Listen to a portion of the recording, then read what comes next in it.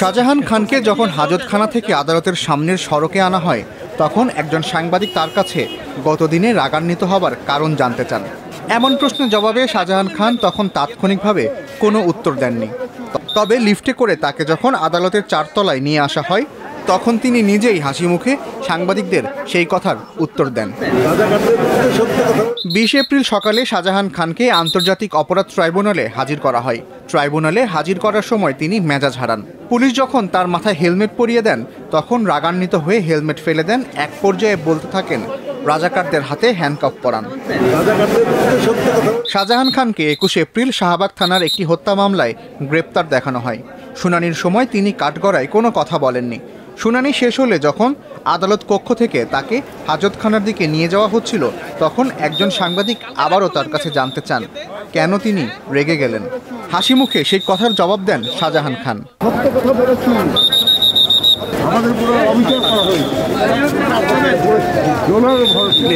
আওয়ামী লীগের বয়োজ্যেষ্ঠ নেতা আমির হোসেন আমুর 2 হাত পেছনে নিয়ে হাতকড়া পরিয়ে তাকে আদালতে তোলা হয়।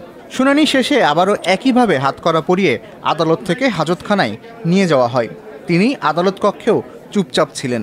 একই অবস্থা দেখা গেছে সাবেক শিল্প প্রতিমন্ত্রী কামাল আহমেদ মজুমদারেরও।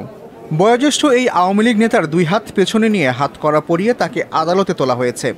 আবার যখন 4 তলা থেকে তাকে নিচে নিয়ে আসার উদ্যোগ নেওয়া হয় তখন 2 জন কনস্টেবল তার 2 হাত ধরে রেখেছিলেন। তার মুখ ছিল হেলমেটের কাচে। আইনজীবী ছাড়া আর কারো সঙ্গে কথা বলেননি কামাল আহমেদ মজুমদার।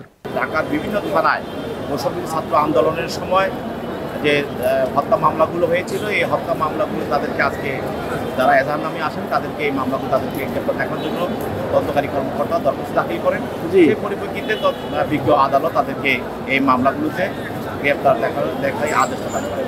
বিভিন্ন হত্যা মামলায় 21 এপ্রিল সাবেক আইনমন্ত্রী আনিসুল হক, আওয়ামী লীগ নেতা আমির হোসেন আমু, শাহজাহান খান, কামাল আহমেদ মজুমদার, জুনায়েদ আহমেদ পলক ও তুরিন আফরোজকে গ্রেপ্তার দেখানো হয়েছে। ছাত্র আন্দোলনের সময় যে হত্যাগুলো হয়েছে এই হত্যাগুলো তো যেভাবে রাজপথে গুলি করে হত্যা করা হয়েছে এবং এই হত্যাগুলো বিভিন্ন জায়গায় হত্যাগুলো হয়েছে এবং এই হত্যাগুলো যেহেতু একটা আন্দোলনের মাধ্যমে হত্যাগুলো করা হয়েছে, আন্দোলনের বিরুদ্ধে দমানোর জন্য হত্যাগুলো করা হয়েছে, সুতরাং এই হত্যাগুলোকে তদন্ত করতে একটু সময় লাগার কারণ আছে।